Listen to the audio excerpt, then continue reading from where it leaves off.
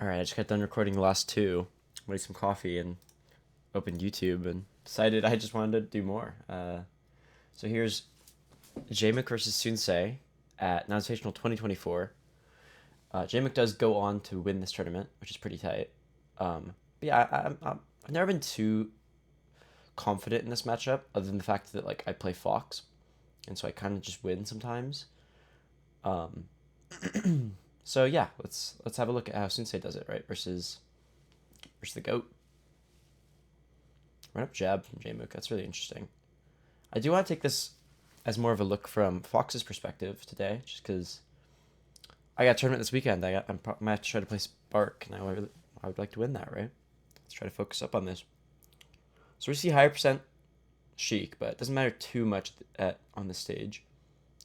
Weird back air. I probably would opt it for drill, even though it gets easily SDI'd. Still leaves you in a really good spot. Up smash, really clean.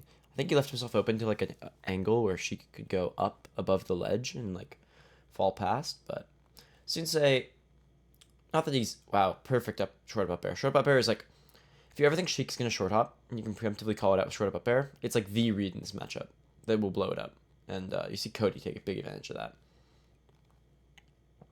But yeah, I would say Soonsay, from my perspective, this could be wrong. I haven't seen too much Soonsay.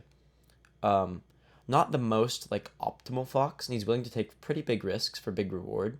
And his dash dance is amazing. That's definitely the thing that comes out when I think about Soonsay. Is he has just a stellar mid range, and like neutral game control, as well as of course the absurd clip worthy punish game.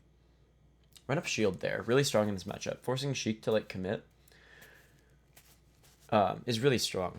Sheik has a lot of like not super laggy options. Like you think about a forward tilt, it's not that laggy, but it kind of does pin her down, right? You know where she's going to be after her forward tilt, and you know like I don't know, just forcing Sheik to throw things out and not just like blindly move around and with punish you is kind of the name of the game in this matchup. Brilliant SDI. I don't know if I call it Shep SDI, Fiction SDI, whatever, but he definitely kind of popularized it. Pipsqueak, I guess, did the clip, but like, you know what I'm talking about. He made the tweet, so he gets the credit, I guess.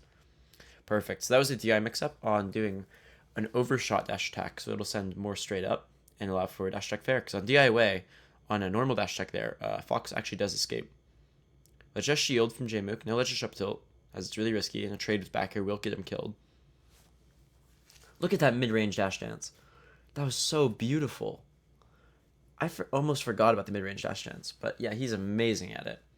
And the way he talks to me about it is he'll say, obviously it's about looking at your opponent and like paying attention to their like threat range, but he talks about their dash back or something. I didn't really understand it when he meant it, but clearly he has a certain understanding that I would love to talk to him more about of his dash dance. And it's very methodical and intentional, which is really, really great to see. Late back air on shield. I want to go back. I want to see how that got fared. That seemed really, really nice. Shield drop fair, wave land down. Yes, you can't really wave shine on shield, especially on platforms. Shield drop is just so strong. Okay, big percent. Should be a big up air into like, oh, it doesn't quite get the distance on the waveland he wants, I imagine. Drops the RTC, gets a big back air, gets the slide off though. Nice.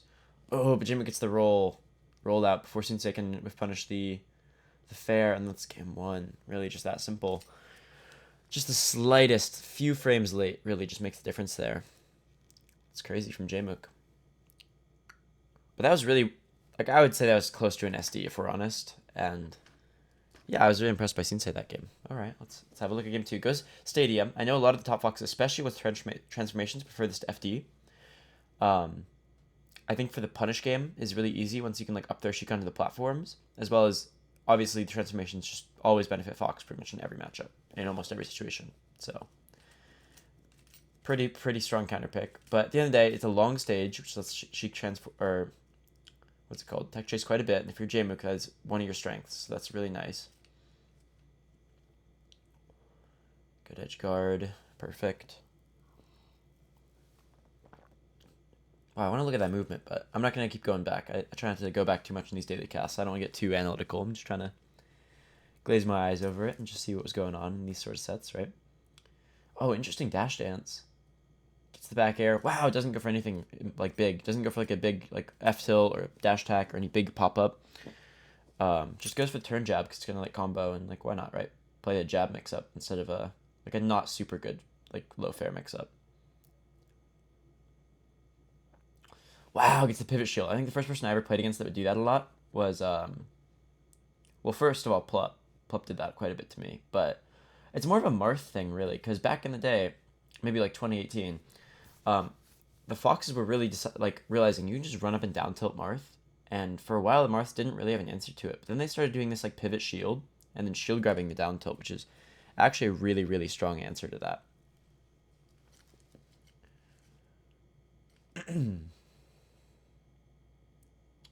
Wow, it's the wave shine. What the hell happened there? Oh, that's big. Big knockoff stage. Oh, the movement makes it tricky. He probably did want like a short up falling up air, which could be almost tech to that percent. Maybe did want the grab. I don't know. But it's kind of blown up for Jmook, even though he's playing pretty solid. It's just some things just aren't really going his way. Oh, get stuck in his shine there. That could have been bad. Wave dash is shield really strong for Sheik since her wave dash is so fast and such a low profile, right? Wow, roll crouch, dash back at a crouch, grab into the classic Jmook tech chase. This percent tech chasing is fairly easy. Obviously, you still have to hit the reaction, but at the mid-high percents, like, it becomes a lot easier for Sheik. Super duper clean movement, and you can just fair cover everything. Yeah, why not, right? Jmook looked really comfortable there. It was really nice to see. He's got his like coffee or whatever. Like he's locked in hard.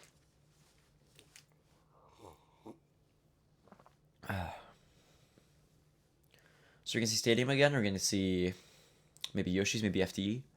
I do think if you don't go after your Stadium, you're really missing out on a really great counter pick. But you know, sometimes you want something else. Jmook looked really comfortable with the space, and it was hard to get in on him in the scrapping distances. He was really escaping the scraps and coming back in with like grabs and dash attacks. It's the up tilt grab. Could be a big deal. Tech chase is very hard at low percent. Like ambiguous DI and just generally it makes it very difficult to actually regrab Fox, especially. I think it's easier versus Falco at low percent. I don't really know. The nerd Sheiks would know their cope a little bit better, saying it's actually really hard. Wow, that was great. Oh, I don't know about that. I think linking an up smash there probably would have maybe not killed off the top, but at least sent Sheik off stage enough to almost guarantee an edge guard. Goes for shield there after the SDI on up air too, which is interesting. I normally crouch and try to like CC grab a falling fair, but yeah, just goes for shield, which is interesting. Although I think Jmook empty lands out of it. Wave shine at low percent, kind of drops it. You really want to see a grab there at the end, I would think, or maybe even like a drill or an air. Honestly, just keep some pressure going. Although it can be hard against Sheik. Sheik is not a character like Yoshi, who you want to really just keep the pressure on after wave shine. Sheik has pretty good like disadvantage state from her like amazing rolls, her really strong wave dash, her fast aerials out of shield.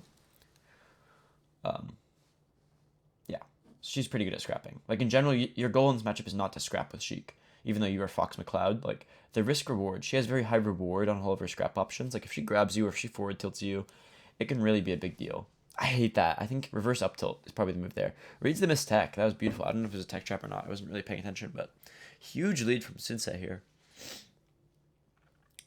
Leads are really hard to deal with in this matchup for Sheik, just from Fox's CC game being so powerful, right?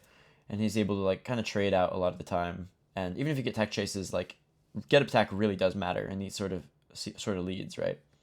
Goes for the. I want to actually go back and talk about that.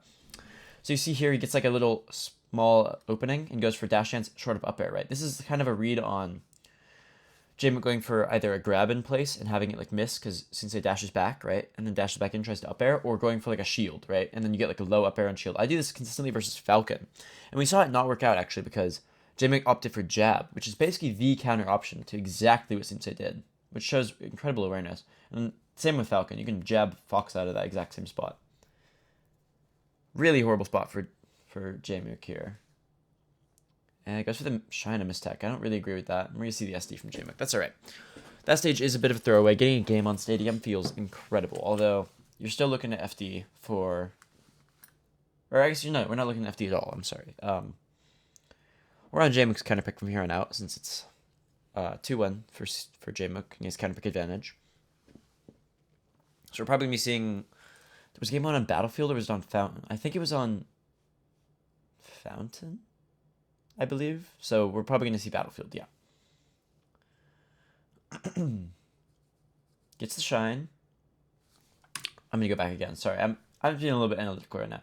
Usually you want to do like a drift back out shine there, like we see Cody do in one of the casts I did a couple days ago. It's actually just really, really strong off of a forward throw there. Because Sheik doesn't want to, like, I don't know. Sheik can get gimped pretty hard by Fox. That was a beautiful ledge dash into pressure sequence. Going for a nair there is also super interesting. I for sure would have up aired, and I don't know if it would have worked out as well. Goes to dash attack instead of like a nair. Okay, gets the reaction attack chase. Let's see if this ends well. Perfect. Down smash off stage. Just cover it with bear. Gets jump back. Covers it with bear. Yep. Sheik's edge guard is brutal. Sheik gotta be the best edge guarding character in the game. Like that back air, that fair, that nair, that long recovery, if we're honest. Like her jump's long, her up B's long. Really helps her get really low. And her, frankly, her floatiness a little bit. Like, she does just get to go out there. It's dash attack. I think around 55 is when Fox can no longer ASDI tech in place on dash attack, which is really important. I believe they can still omps attack it till a bit later instead of just doing the tech in place, but yeah, big deal. Once you can reaction check just with dash attack, it's usually how you pop open the RTC off grab into an actual like air combo that's gonna lead to kills. Wow, gets the ASDI out jab, but then immediately counter hits out of it because jab is ultimately not that good of a move when Fox is at 0.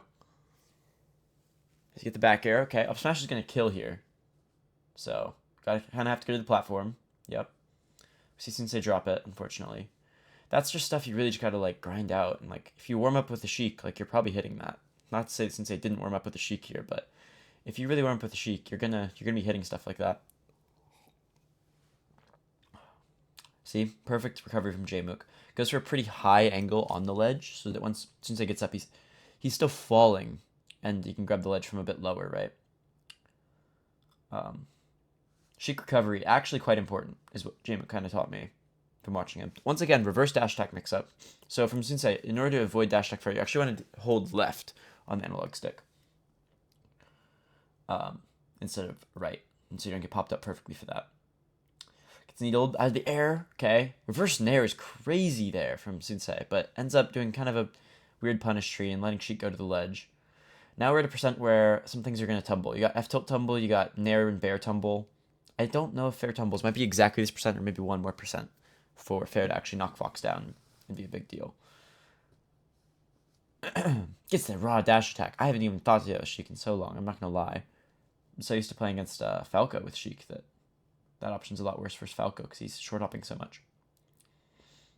Grabs ledge, which I don't know if I completely agree with, but it works out. Should be bear into maybe 1 more bear, maybe just hold ledge. Yeah, that's going to be it. 3-1 for Jmook. Pretty clean from Jmook, and like just a little bit of flubs from Soonsay, unfortunately. But that seems like a really interesting set to see in the future. I'm interested. All right, I'll see y'all tomorrow.